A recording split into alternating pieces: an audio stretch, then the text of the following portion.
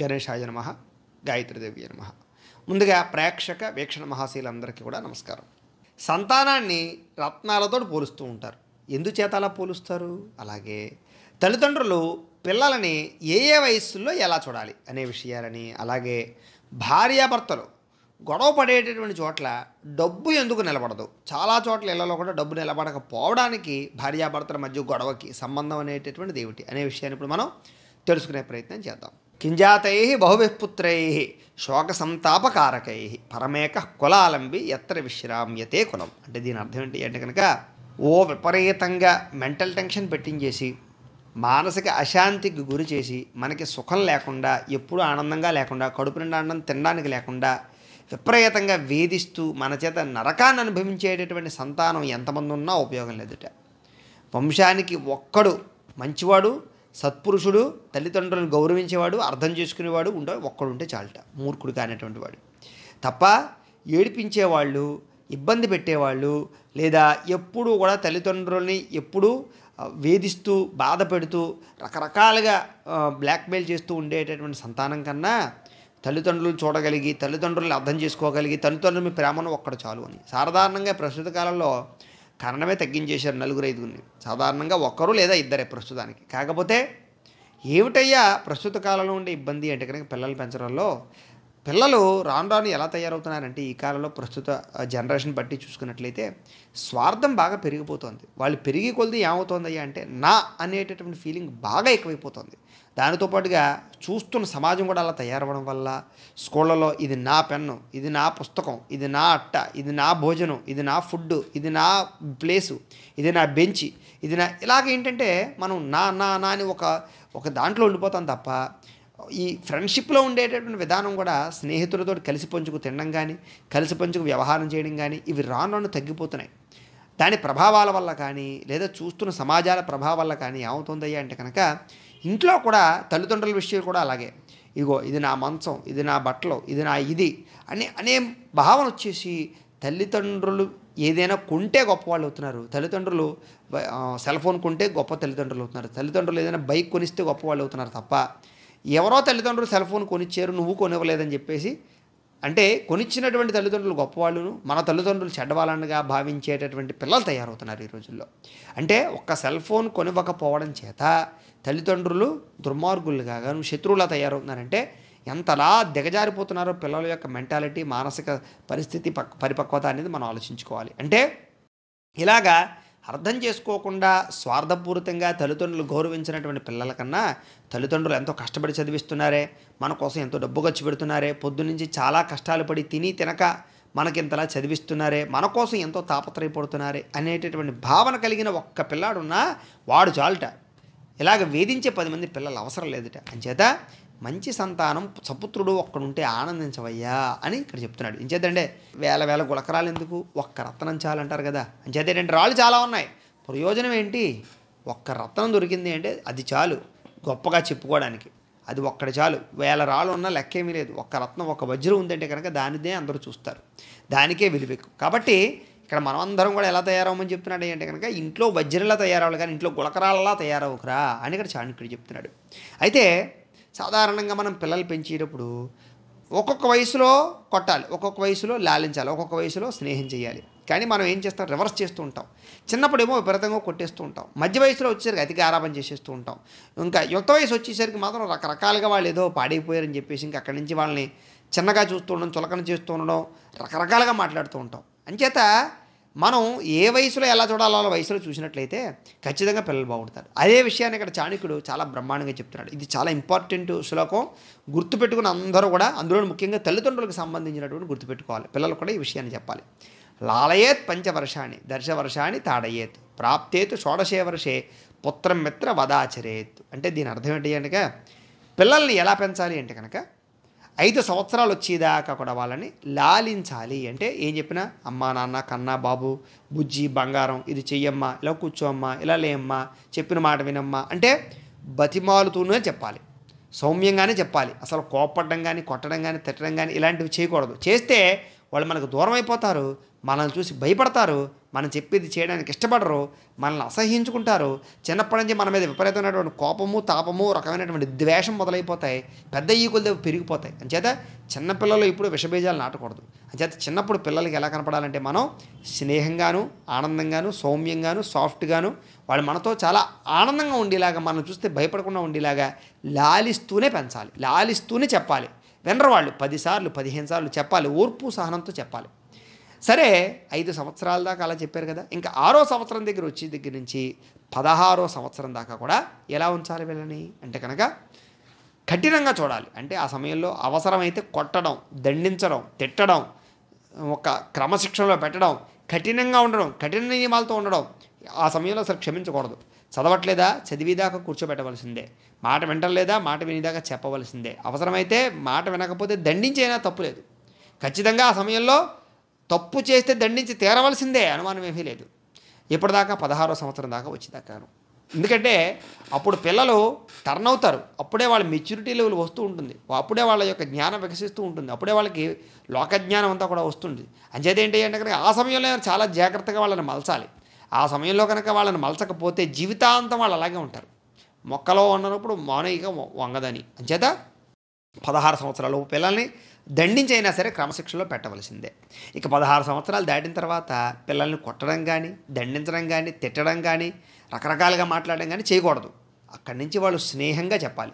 For ఎగ్జాంపుల్గా మన స్నేహితుడు తప్పు చేసాడు, అప్పుడు మనం ఏం చేస్తాం, కూర్చోబెట్టి దారా ఒకసారి కూర్చో, ఏట్రా ఇలా నిర్ణయం తీసుకున్నావు ఎందుకు, ఒకసారి ఆలోచించలేకపోయావా, ఇది ఎలా చేస్తే ఎలా ఉందును, ఇది ఒకసారి ఇలా ఆలోచించు, నువ్వు చేస్తుంది కొంచెం తప్పు అనిపిస్తుంది నాకు, కొంచెం ఇది భవిష్యత్తులో నీకు ఇబ్బంది పెడుతుందేమో, ఒకసారి ఎలా ఆలోచించి నిర్ణయం తీసుకో అని స్నేహితుడితో ఎలాగైతే మనం మాట్లాడతామో సంతానంతో కూడా 16 సంవత్సరాలు వచ్చిన తర్వాత ఇలా స్నేహంగా మాట్లాడితే వాడు వింటాడు, మారతాడు. ఖచ్చితంగా వాడు రేపు పొద్దున ఏదైనా తప్పు చేసినా వచ్చి చెప్తాడు, నాన్న ఇలా తప్పు చేసాను ఇప్పుడు ఎలాగా అని, లేదా ఈ సమయంలో ఇలా నిర్ణయం తీసుకుందాం అనుకుంటే నేను చేయను, లేకపోతే ఈ అమ్మాయిని ప్రేమిస్తున్నాను, లేకపోతే ఈ సబ్జెక్ట్ తీసుకుందాం అనుకుంటున్నాను, లేకపోతే ఇలా దేశం వెళ్దాం అనుకుంటున్నాను, లేకపోతే నాకు ఇష్టమైనటువంటి రంగం ఇది, ఇందులోకి వెళ్దాం అనుకుంటున్నానని స్నేహంగా చెప్తాడు తప్ప ఆ సమయంలో కోపగించుకోవడం లేకపోతే తిట్టడం ఇలాంటివి చేస్తే మా నాన్నకి చెప్పేది ఏమిటి, మా నాన్నకి చెప్తే ఇలాగ ఏదో ఇష్టం వచ్చినట్టు మాడతాడు, ఇష్టం వచ్చినట్టు తిడతాడు.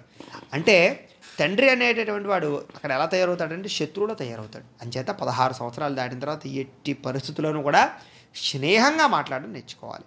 ఆ రకంగా ఎప్పుడైతే పిల్లలు పెంచామో పిల్లలు మంచి గొప్పవాళ్ళు అవుతారండి. అలాగే ఇంకో అద్భుతమైన విషయం చెప్పాడు, ఏమిటంటే ఉపసర్గేణ్య చక్రేచ దుర్భిక్షేచ భయావహే అసాధుర జనసంపర్కేయ పాలయతి సజీవయతి. అంటే దీని అర్థం ఏంటి కనుక ఏదైనా సరే అతివృష్టి, అనావృష్టి, లేదా దోపిడీలు, లేదా అంటువ్యాధులు ఇలాంటివన్నీ కూడా ప్రబలి రకరకాలుగా విద్వేషంగా చెలగరైపోయేటువంటి ప్రదేశంలో మాత్రం సహజ సిద్ధంగానే ఉండకుండా ఎక్కడికైనా వెళ్ళిపోవాలట.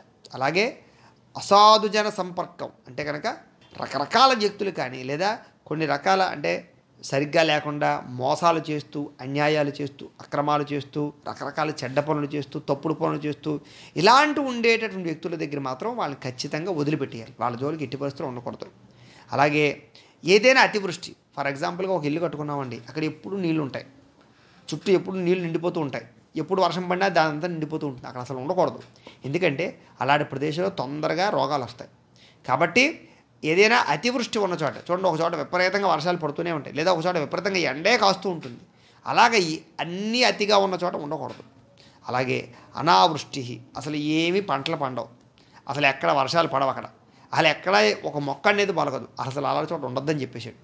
అలాగే దోపిడీలు, ఎక్కడైతే దొంగతనాలు బాగా జరుగుతున్నాయి, దోపిడీలు బాగా జరుగుతున్నాయి, అలాంటి ప్రదేశాల్లో అసలు నివసించకూడదు. ఇంచేతనే ఈవేళ కాకపోతే రేపు కాకపోతే ఎల్లుండి ఎప్పుడైనా సరే నీ ఇంట్లో దొంగతనం దోపిడీ జరుగుతుంది, మన సంపాదించినంత పట్టుకుపోతాడు, లేదా పట్టుకుపోతాడేమో అని భయంతో మనం రోజు నిద్ర లేకుండా బతుకుతూ ఉంటాం. దానివల్ల మానసిక వ్యాధి తొందరగా కాలం చేసే పరిస్థితి వస్తాయి. కాబట్టి దోపిడీలు జరిగే చోట, అస్తమాటు దోపిడీ జరిగే ప్రదేశంలో కూడా ఉండొద్దని చెప్పారు.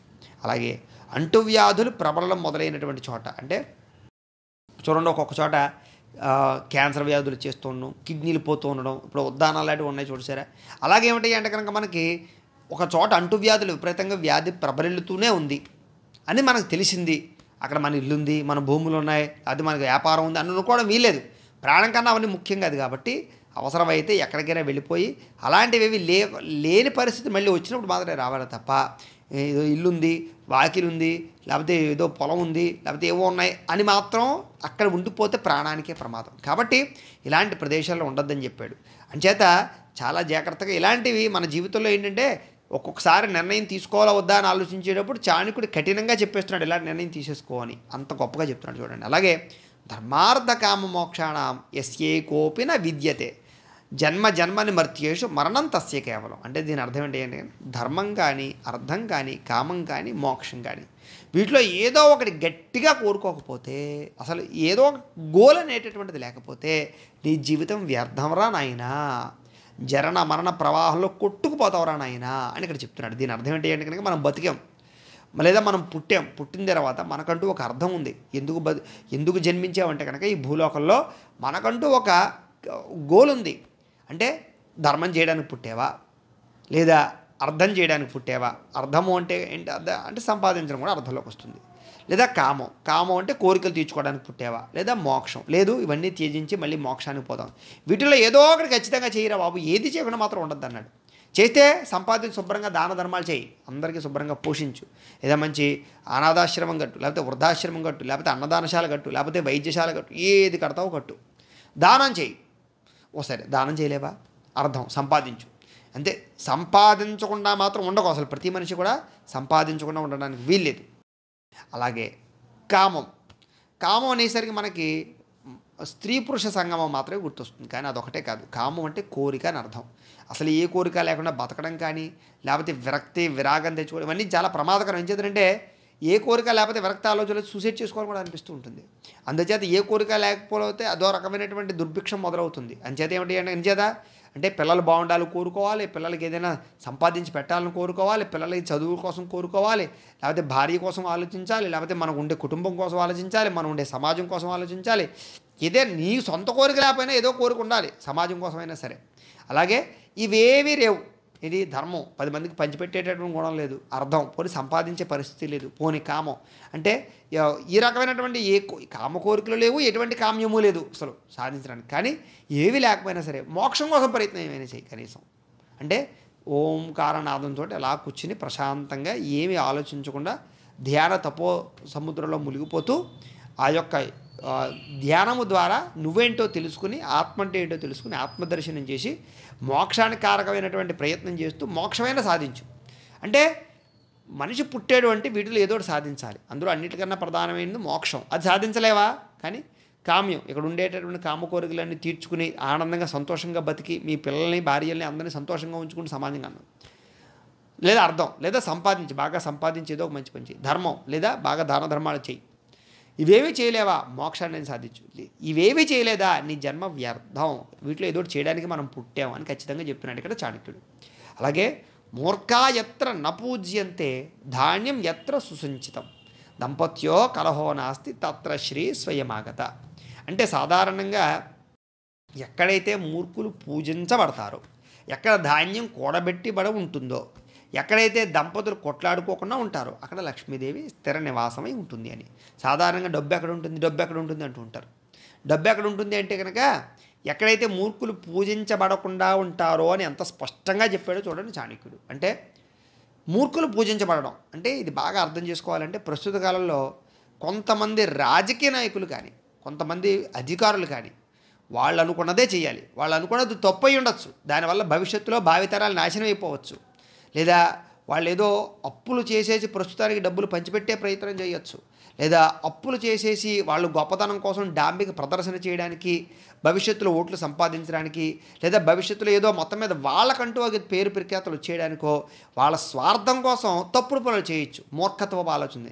దాని అర్థం ఏంటి? అది మూర్ఖపు ఆలోచన. ఇంచేత 10 మందికి దీనివల్ల మంచి జరగదు, భవిష్యత్తు నాశనం అయిపోతుంది, భవిష్యత్తరాలు నాశనం అయిపోతాయి, దీనివల్ల మన యొక్క రాష్ట్రాలు అప్పుల పాలు అయిపోతాయి, భవిష్యత్తులో దీనివల్ల చాలా ప్రమాదకరమైన పరిస్థితులు వస్తాయి అని తెలిసి కూడా ఇది తప్పు అని చెప్పినా సరే వినకుండా ఆ తప్పుడు పని చేశారు అంటే కనుక వాళ్ళు ఎవరు? మూర్ఖులు అవుతారు. కాబట్టి అలాంటి మూర్ఖుల్ని ఎవరైతే పూజిస్తారో, అంటే వాడు మూర్ఖుడని తెలుసు, వాడు తప్పు చేస్తున్నాడని తెలుసు, కానీ వాడికే ఓట్లేసి, వాడినే గెలిపించి, వాడినే పూజించి, వాడికే జైజేలు కొట్టి, కులవనో వర్గవనో ప్రాంతవనో లేకపోతే ఏదో కారణం చేత ఒక రకమైనటువంటి తాపత్రయంతో వాడినే విపరీతంగా పూజించి గౌరవించామనుకోండి, మూర్ఖుని గౌరవించామనుకోండి, అక్కడ లక్ష్మీదే ఉండదు, నాశనం అయిపోతుంది ఆ ప్రదేశం అని ఖచ్చితంగా ఇదంతా వేళాకోళం విషయం, మా సొంత ప్రయత్నం కాదు. ఎవరన్నా సరే చాణక్యుని చదువుకుంటే ఇది అందులో ఈ శ్లోకం ఉందో లేదో తెలుస్తుంది. మూర్ఖ ఎత్ర నపూజ్యంతే ధాన్యం ఎత్ర సుసంచితం దంపత్యో కలహో నాస్తి తత్ర శ్రేయే స్వయమాగత. ఇది ఖచ్చితంగా చెప్పాడు. మూర్ఖ ఎత్ర నపూజ్యంతే, ఎక్కడైతే మూర్ఖులు పూజించబడతారో అని అంత స్పష్టంగా చెప్పాడు. కాబట్టి దీన్ని మనం ఖచ్చితంగా అన్వయం చేసుకుని అర్థం చేసుకున్నట్లయితే మన భవిష్యత్తు ఏంటో మనకే అర్థమైపోతుంది. అంటే మనం మూర్ఖులు పూజిస్తున్నాం కాబట్టి, మనం వాళ్ళని నెత్తి మీద పెట్టుకుంటున్నాం కాబట్టి, దుర్మార్గులను తెలిసి కూడా మనం, అంటే మనలో కూడా దుర్మార్గత్వం ఉండిపోవడం వల్ల పక్కవాడు దుర్మార్గుడైనా సరే వాడిని నెత్తి మీద పెట్టుకోగలుగుతున్నాం. మనలో దొంగ బుద్ధి అంటే పక్కవాడు దొంగతనం చేసినట్టు పెద్ద తేడాగా కనపడదు. అంచేత మనలో కూడా కుళ్ళి కుతంత్రాలు బాగా పెరిగిపోవడం చేత మనల్ని పాలించేవాడు కూడా అలాంటి వాళ్ళైనా సరే వాళ్ళు దోషులుగా కనపడలేదు, వాళ్ళు గొప్ప వాళ్ళు కనపడుతున్నారు. కాబట్టి మూర్ఖులను పూజిస్తే లక్ష్మీదేవి ఉండదు. అంచేత అలాంటి వాళ్ళని నెత్తి మీద పెట్టుకోవద్దు, గౌరవించొద్దు అని చెప్పింది.